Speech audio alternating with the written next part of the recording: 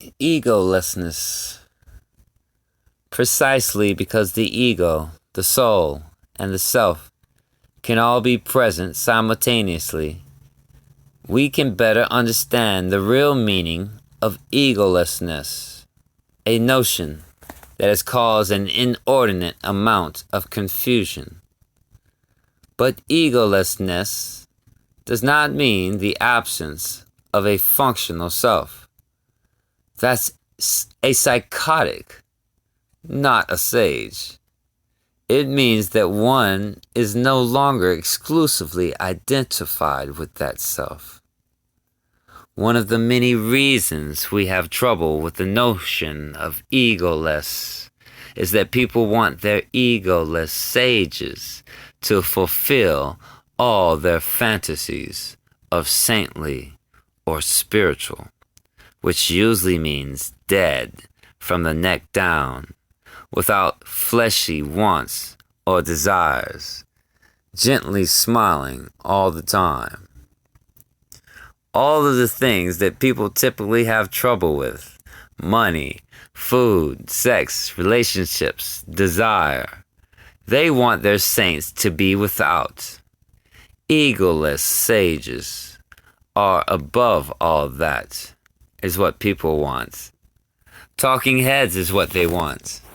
Religion, they believe, will simply get rid of all baser instincts, drives, and relationships, and hence they look to religion not for advice on how to live life with enthusiasm, but on how to avoid it, repress it, deny it, escape it. In other words, the typical person wants the spiritual sage to be less than a person, somehow devoid of all the messy, juicy, complex, pulsating, desiring, urging forces that drive most human beings. We expect our sages to be an absence of all that drives us, all the things that frighten us, confuse us, torment us, confound us.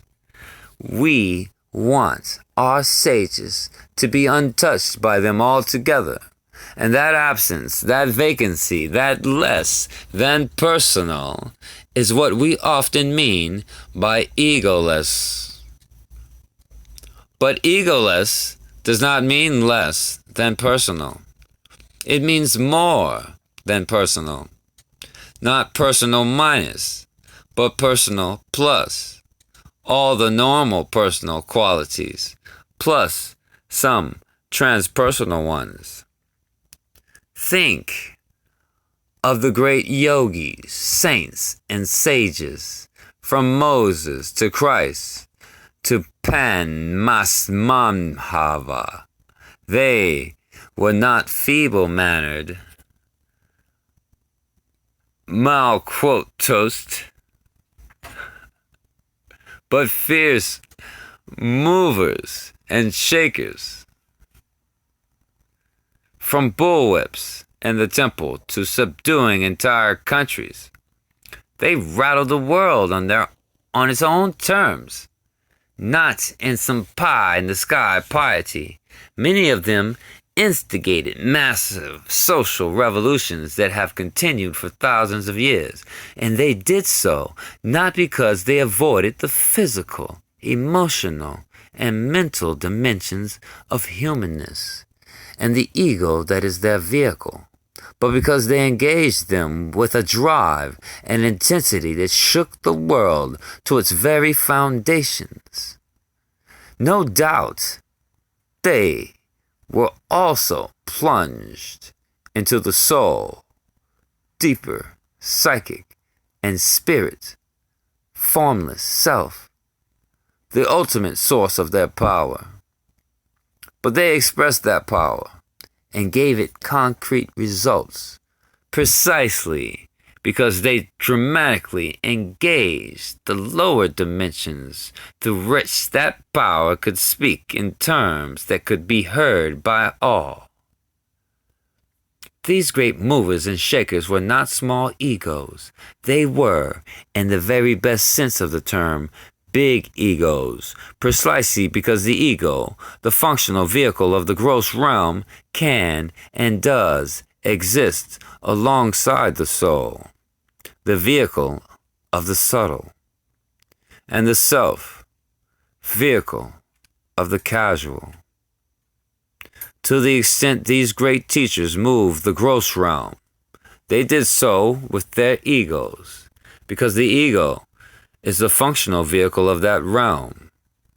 They were not, however, identified merely with their egos. That's a narcissist. They simply found their egos plunged into a radiant, cosmic source.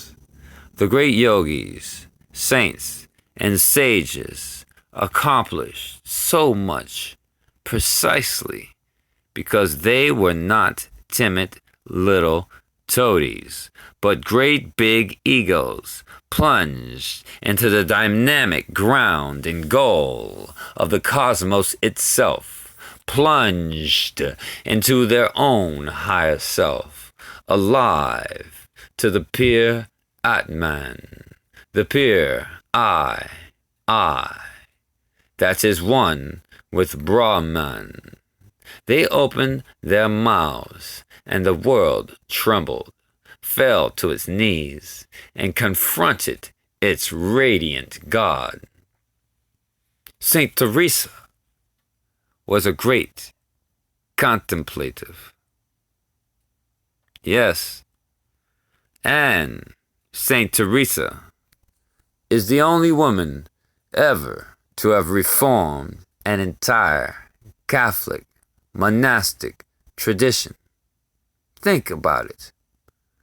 Gautama Buddha shook India to its foundations. Rumi, Plotinus, Bodhidharma, Lady Sogyalpa, Lao Tzu, Plato, the Baal, Shem, Tov.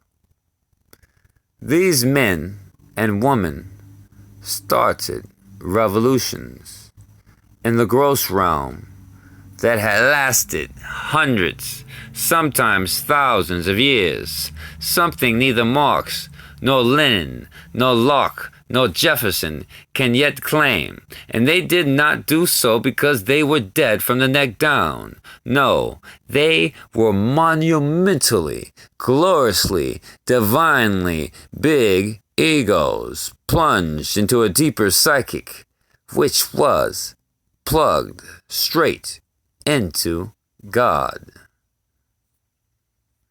There is a certain type of truth to the notion of transcending ego. It doesn't mean destroy the ego. It means plug it into something bigger, as Nagarjuna put it, into the relative world. Atman is real. In the absolute, neither Atman nor Anatman is real.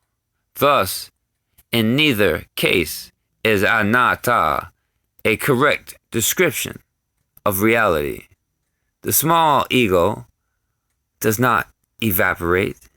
It remains as the functional center of activity in the conventional realm. As I said, to lose that ego is to become a psychotic, not a sage.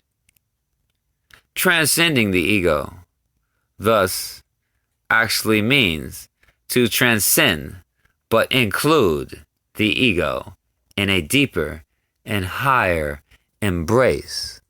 First, in the soul or deeper psychic, then with the witness or primordial self, then with each previous stage taken up, enfolded, included, and embraced in the radiance of one taste. And that means we do not get rid of the small ego, but rather we inhabit it fully, live it with verve, use it as a necessary vehicle through which higher truths are communicated. Soul and spirits include body, emotions, and mind. They do not erase them, but bluntly, the ego is not an obstruction to spirit, but a radiant manifestation of spirit. All forms are not other than emptiness, including the form of the ego. It is not necessary to get rid of the ego, but simply to live with it a certain exuberance. When identification spills out of the ego and into the cosmos at large, the ego discovers that the individual Atman is in fact all of a piece with Brahman. The big self is indeed no small ego, and thus, to the extent you are stuck in your small ego, a death and transcendence is required. Narcissists are simply people whose egos are not yet big enough to embrace the entire cosmos, and so they try to be central to the cosmos instead. We do not want our sages to have big egos. We do not even want them to display a manifest dimension at all. Anytime a sage displays humanness in regard to money, food, sex, relationships, we are shocked. Shocked because we are planning to escape life altogether, not live it, and the sage who lives life offends us. We want out. We want to ascend. We want to escape. And the sage who engages life with gusto lives it to the hilt, grabs each wave of life and surfs it to the end. This deeply, profoundly disturbs us, frightens us, because it means that we, too, might have to engage life with gusto on all levels, and not merely escape it in a cloud of luminous ether. We do not want our sages to have bodies, egos, drives, vitality, sex, money, relationships, or life, because those are what habitually torture us, and we want out. We do not want to surf the waves of life. We want the waves to go away. We want vaporware spirituality.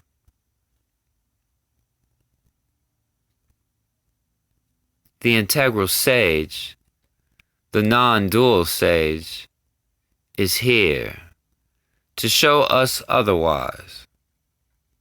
Known generally as tantric, these sages insist on transcending life by living it. They insist on finding release by engagement, finding nirvana in the midst of samsara, finding total liberation by complete immersion. They enter with awareness the 9 rings of hell, for nowhere else are the 9 heavens found. Nothing is alien to them, for there is nothing that is not one taste.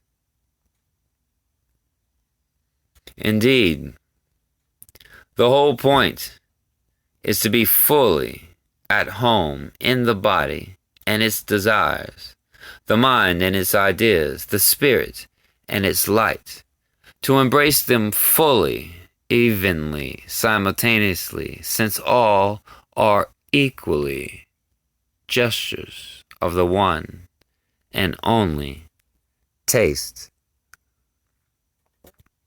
To inhabit lust and watch it play, to enter ideas and follow their brilliance, to be swallowed by spirit and awaken to a glory that time forgot to name. Body and mind and spirit, all contained, equally contained, in the ever-present awareness that grounds the entire display. In the stillness of the night, The goddess whispers. In the brightness of the day, dear God roars. Life pulses, mind imagines, emotions wave, thoughts wander. What are all these but endless movements of one taste, forever at play with its own gestures, whispering quietly to all who would listen, is this not you, yourself? When the thunder roars, do you not hear yourself? When the lightning cracks, do you not see yourself? When the clouds float quietly across the sky, is this not your very own limitless being waving back at you?